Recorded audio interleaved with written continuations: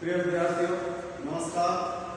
आज हम BSc part second year जो प्लांट एनाटॉमी हम पढ़ रहे थे, प्लांट एनाटॉमी, तो इसके अंदर अब तक हमने प्लांट बॉडी जो पादप शरीर है उसकी एक्सटर्नल मॉर्फोलॉजी के बारे में हमने पढ़ा था। एक्सटर्नल मॉर्फोलॉजी प्लांट पार्ट्स के रूप में हमने पढ़े थे कि प्लांट के कौन कौन से पार्ट्स हैं। प्लांट पार्ट्स, इनके सिस्टम के बारे में हमने बात की थी, जैसे कि रूट सिस्टम और शूट सिस्टम।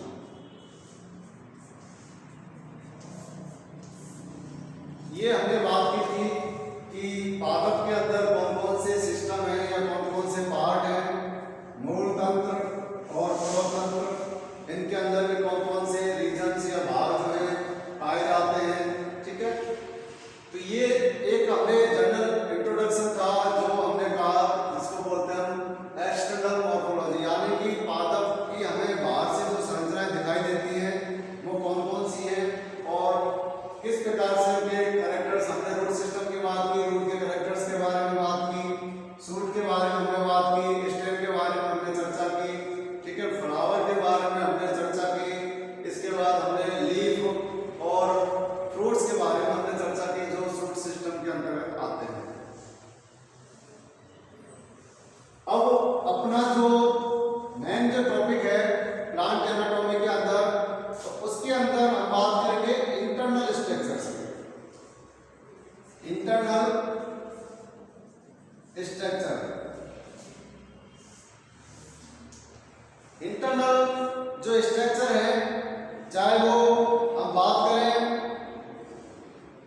रूट की है, चाहे स्टेम की है, चाहे वो लीफ की है, चाहे वो किसी भी पार्ट की है, कि आंतरिक जो संरचना है वो कैसी होती है। देखिए यहां पर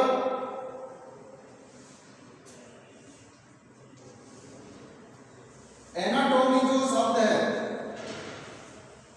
ये दो शब्दों से बना है।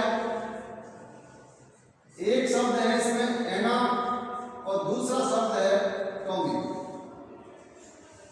ठीक है, यहां हम बात करें एना जो शब्द है, एना का मतलब होता है अप, और टॉमी यानी टेन, जिसका मतलब होता है टू कट।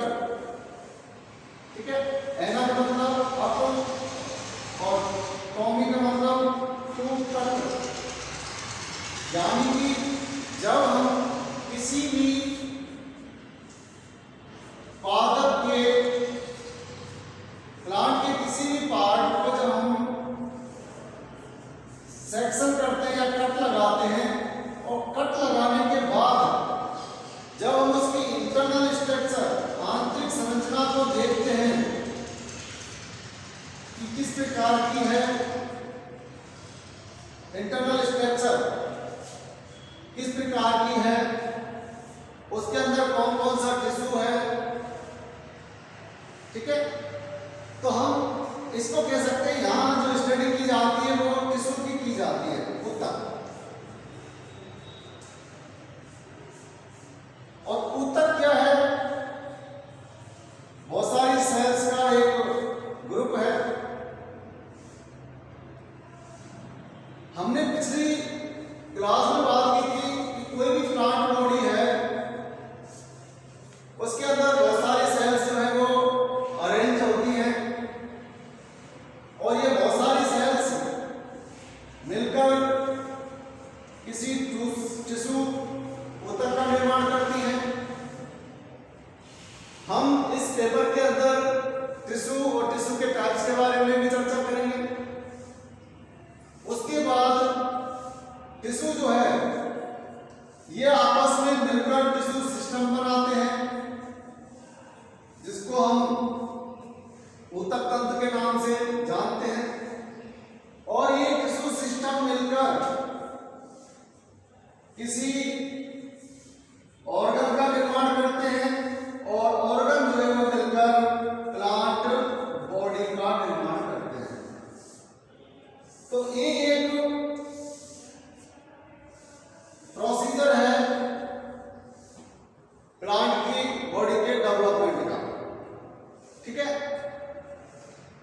यहाँ हमने बात की कि यहाँ हम पादप में पाए जाने वाले प्लांट के जो टिश्यू हैं उनको देखते हैं कि कौन सा टिश्यू है, और विज्ञान की वह शाखा जिसके अंतर्गत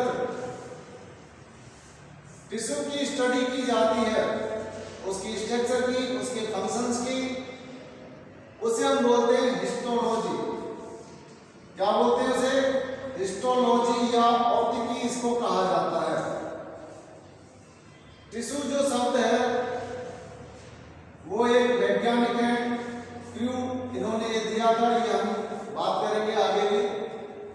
तो ये है एनाटॉमी, जो प्लांट की एनाटॉमी है उसका मीनिंग, कि पादप आकारिकी क्या है, जिसके अंदर हम पादप के किसी भी पार्ट के अंदर कट लगाते हैं, सेक्शन कटिंग करते हैं, और चाहे वो कट लॉन्गिट्यूडनल है चाहे ट्रांसफर है, अलग अलग प्रकार के सेक्शन हैं, उसमें कट लगाने के बाद जब हम उसको माइक्रोस्कोप के अंदर देखते हैं, चाहे वो इलेक्ट्रॉन माइक्रोस्कोप है चाहे कंपाउंड माइक्रोस्कोप है, जब उसके अंदर उसको देखा जाता है तो उसके अंदर टिश्यू का अध्ययन किया जाता है कि कौन सा ऊतक है, ठीक है, इसे हम क्या कहते हैं? हिस्टोलॉजी। तो ये एक शाखा है प्लांट की, जिसके अंदर हम पादप शरीर या पादप एनाटॉमी के बारे में अध्ययन करते हैं। इसके अंदर हम प्लांट की जो इंटरनल स्ट्रक्चर्स है उनको ही चर्चा करते हैं, यानी ऊतकों का अध्ययन करते हैं। अब देखिए एंजियोस्पर्म और जिम्नोस्पर्म, हमने अभी बात की थी बीएससी फर्स्ट ईयर में, जैसे कि एलगी है, ब्रायोफाइट्स है, वहां तक जो टिश्यू है वो डेवलप प्रकार का नहीं होता, लेकिन जैसे ही हम टेरोफाइट्स या जिम्नोस्पर्म या एंजियोस्पर्म की बात करते हैं तो वहां पर ये विकसित प्रकार के जो टिश्यूज हैं ये डेवलप हो जाते हैं। तो हम मोस्टली यहाँ एनाटॉमी, जो प्लांट एनाटॉमी है वो किसकी पढ़ेंगे? वो पढ़ेंगे हम एंजियोस्पर्म प्लांट की। एंजियोस्पर्म प्लांट की जो आवृतबीजी पादप है उनकी एनाटॉमी का यहाँ पर हम अध्ययन करेंगे, जिसके अंदर एक विकसित प्रकार का ऊतक तंत्र जो है वो पाया जाता है। अब देखिए पादप के अंदर पाए जाने वाला ये जो टिश्यू है, टिश्यू सिस्टम है, इनकी स्ट्रक्चर अलग अलग होती है, इनके टाइप्स भी हम बात करेंगे वो अलग अलग होते हैं, इनकी संरचना और इनके जो फंक्शंस हैं वो अलग अलग है। हम बात करें लेबर डिवीजन इसमें पाया जाता है। लेबर डिवीजन का मतलब है इनके कार्य का बंटवारा या श्रम विभाजन जिसे हम कहते हैं वो इनके अंदर पाया जाता है। तो लेबर डिवीजन जो है वो इनकी एक विशेषता है। जैसे हम बात करें कि जो आगे हम चर्चा करेंगे कि टिश्यू और टिश्यू के टाइप, तो इसके अंदर हम बात करेंगे पहला जो टाइप है उसका नाम है मेरिस्टेमेटिक टिश्यू, जिसको हम बोलते हैं विभज्योतकी ऊतक।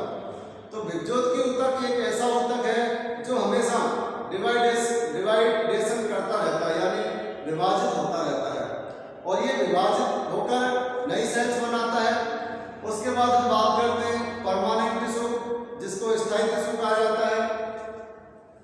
मेरिस्टेमेटिक टिश्यू जब नई सेल्स बनाता है तो वो विशेष प्रकार का रूप या आकार जो है वो ले लेते हैं और विशेष प्रकार के कार्य करने के लिए उत्तरदायी होती है। इस प्रकार का टिश्यू जो एक निश्चित आकार या रूप ले लेता है और एक निश्चित कार्य करने के लिए उत्तरदायी होता है, उसे हम स्थायी ऊतक या परमानेंट टिश्यू के नाम से जानते हैं। फिर हम परमानेंट टिश्यू के टाइप्स के बारे में बात करते हैं, जिसके अंदर पहला आ जाता है पैरेन्काइमेटस, दूसरा जिसके अंदर आ जाता है कोलनकाइमा, तीसरा आ जाता है जिसको बोलते हैं स्क्लेरेनकाइमा। ये तीन प्रकार के स्थायी ऊतक जो है वो होते हैं। फिर इनके भी आगे टाइप्स होते हैं जो हम आगे टिश्यू के टाइप से हैं पढ़ेंगे तब चर्चा करेंगे। कहने का तात्पर्य है कि टिश्यू अलग अलग प्रकार के हैं, उनका फंक्शंस भी अलग अलग प्रकार का है, ठीक है। स्थायी टिश्यू के अंदर एक कॉम्प्लेक्स टिश्यू आ जाता है, सिंपल टिश्यू है, सरल ऊतक जिसको हम कहते हैं, कॉम्प्लेक्स टिश्यू है, ठीक है। तो ये अलग अलग टाइप्स के ये टाइप्स हैं जिनके बारे में हम चर्चा करेंगे। तो प्लांट एनाटॉमी का यहाँ हमने जो मतलब समझा वो ये है कि पादप के किसी भी भाग को जब काटा जाता है और काटने के बाद जब उसे हम माइक्रोस्कोप स्टडी उसकी की जाती है माइक्रोस्कोपिक, तो उसके अंदर हमें विभिन्न प्रकार के ऊतक जो है वो दिखाई देते हैं। ठीक है, और उन ऊतकों का अध्ययन करना ही क्या कहलाती है? हिस्टोलॉजी कहलाती है। यानी कि उसके अंदर कौन सा ऊतक है, उसकी संरचना कैसी है और उसके फंक्शंस क्या है, इसे हम क्या कहते हैं? हिस्टोलॉजी या भौतिकी कहते हैं। फिर हम बात करें स्पोरोफाइट के, यदि हम लाइफ साइकिल के एंजियोस्पर्म प्लांट के यदि हम लाइफ साइकिल के बारे में बात करें तो हम बात करेंगे कि जो मेन प्लांट बॉडी है, जो मेन प्लांट बॉडी होती है पादप की, वो होती है कैसी? स्पोरोफाइटिक। हमें टिश्यू का अध्ययन करना है, यानी सेल्स का अध्ययन भी करना है और उस सेल्स के बारे में भी बात करनी है कि वो हैप्लॉइड है या डिप्लॉइड है। तो हम बात करेंगे मेन जो प्लांट बॉडी है एंजियोस्पर्म प्लांट की, वो कैसी होती है? वो स्पोरोफाइटिक होती है, यानी कि डिप्लॉइड होती है, जिसके अंदर रूट, स्टेम, लीफ, फ्लावर और फ्रूट्स, ये जितने भी स्ट्रक्चर्स हैं ये सारी डिप्लॉइड होती हैं। फिर हम बात करेंगे, इसको बोलते हैं हम सारे कहाँ तक? फ्लावर तक। ये फ्लावर यानी कि रूट, स्टेम और लीफ, ये जो स्टेज है इसको कहा जाता है कौन सी? Vegetative stage.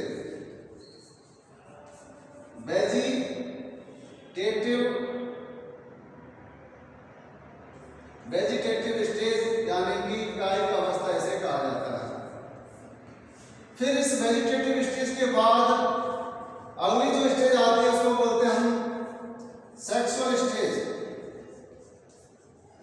इस सेक्सुअल स्टेज या लैंगिक अवस्था के दौरान या रिप्रोडक्टिव स्टेज भी हम इसको कह सकते हैं, क्योंकि इसके अंदर पादप जो है वो क्या करते हैं? जनन करते हैं या प्रजनन करते हैं। रिप्रोडक्टिव स्टेज जिसके अंदर बात आती है किसकी? फ्लावर की या फ्रूट सीड्स की। ठीक है, ये क्या है? इसकी रिप्रोडक्टिव स्टेज है। इसको हम प्लांट एम्ब्रियोलॉजी के अंदर बात करेंगे कि किस प्रकार से आवर्तबीजी जो पादप है, एंजियोस्पर्म जो प्लांट है, उनके अंदर एम्ब्रियोलॉजी यानी कि डेवलपमेंट ऑफ एम्ब्रियो या नए प्लांट किस प्रकार से डेवलप होते हैं, पूरा संपूर्ण डिटेल जो है हम प्लांट एम्ब्रियोलॉजी के अंदर पढ़ेंगे। तो ये दो अवस्था होती है, पहली जो है वो वेजिटेटिव, दूसरी जो है वो रिप्रोडक्टिव या सेक्सुअल स्टेज। वेजिटेटिव स्टेज के अंदर जितनी भी सेल्स हैं सारी कैसी होती हैं? डिप्लॉइड होती हैं, 2n होती हैं। लेकिन रिप्रोडक्टिव स्टेज के अंदर हम कुछ विशेष संरचनाओं के बारे में बात करेंगे, जिसको बोलते हैं जैसे पोलन ग्रेन, परागकण। ये कैसी होती है? हैप्लॉइड स्टेज होती है। यदि हम बात करें किसकी? ओव्यूल के अंदर पाई जाने वाली एम्ब्रियो सेक की, और एम्ब्रियो सेक के अंदर जो एग है वो कैसा होता है? हैप्लॉइड। तो ये जो है कुछ हैप्लॉइड अवस्था आती है इसके लाइफ साइकिल के अंदर प्लांट के, और इन अवस्थाओं से युक्त जो दूसरी अवस्था आती है स्पोरोफाइट के बाद, उसको कहा जाता है कौन सी? Gametophytic stage. गैमेटोफाइटिक स्टेज, युग्मकोद्भिद अवस्था। और ये कैसी होती है? ये एगोनित होती है। इस एगोनित अवस्था के अंदर मेल गैमेट्स और फीमेल गैमेट्स डेवलप होते हैं। इनके अंदर फर्टिलाइजेशन होगा और फर्टिलाइजेशन से बनने वाली जो स्ट्रक्चर है उसे कहा जाता है जायगोट, युग्मनज। और ये जायगोट वापस कैसी स्टेज होती है? स्पोरोफाइटिक यानी कि डिप्लॉइड स्टेज जो है वो आ जाती है। तो हम बात करेंगे इनके लाइफ साइकिल के अंदर कि मेन जो प्लांट बॉडी है वो स्पोरोफाइटिक होती है। उसके बाद उसके ऊपर गैमेटोफाइटिक अवस्था, जैसे कि हमने बात की थी यहाँ पोलन ग्रेन का डेवलपमेंट होना, या फीमेल गैमेट जिसको बोलते हैं अंड या एग का डेवलप होना, ये क्या है, ये हैप्लॉइड स्ट्रक्चर्स है और ये हैप्लॉइड स्टेज को दर्शाती है या गैमेटोफाइटिक स्टेज को दर्शाती है। जब इनके अंदर फर्टिलाइजेशन होता है मेल और फीमेल गैमेट्स के साथ आपस में, तो ये जायगोट का निर्माण करती है और एक जायगोट जो है एक सिंगल सेल है जो कि कैसी होती है, डिप्लॉइड, जो स्पोरोफाइट अवस्था को दर्शाती है। अब इस जायगोट के अंदर माइटोटिक डिवीजन होते हैं और इससे बहुत सारी नई सेल्स बनती हैं और बनने वाला जो नया स्टेज होगी वो कैसे होगी, स्पोरोफाइट, यानी धीरे धीरे क्या डेवलप होगा, इससे एम्ब्रियो डेवलप होगा जिसको बोलते हैं हम भ्रूण, ये डेवलप होगा और ये डेवलप होने वाला भ्रूण कैसा होगा, डिप्लॉइड, जो स्पोरोफाइट अवस्था को दर्शाता है। और फिर जब हम, और ये सारा एम्ब्रियो ये एम्ब्रियो कहाँ पाया जाता है, सीड के अंदर पाया जाता है। और सीड क्या है, मैच्योर ओव्यूल्स, ये हम एम्ब्रियोलॉजी के अंदर बात करेंगे जब हम प्लांट एम्ब्रियोलॉजी पढ़ेंगे वहां पर। तो जब एम्ब्रियो या सीड को जब जर्मिनेट किया जाता है तो हमने बात की थी इसके अंदर क्या पाया जाता है, प्लूम्यूल और रेडिकल से डेवलप होने वाली स्ट्रक्चर रूट कहलाती है और प्लूम्यूल से डेवलप होने वाली जो स्ट्रक्चर है उसको हम क्या बोलते हैं, शूट सिस्टम कहते हैं, या जिसको हम बोलते हैं उसके अंदर तना, पत्ती और कुछ शाखाएं वगैरह ये डेवलप होती हैं। तो ये एक जनरल इंट्रोडक्शन है प्लांट बॉडी का, उसकी एक्सटर्नल मॉर्फोलॉजी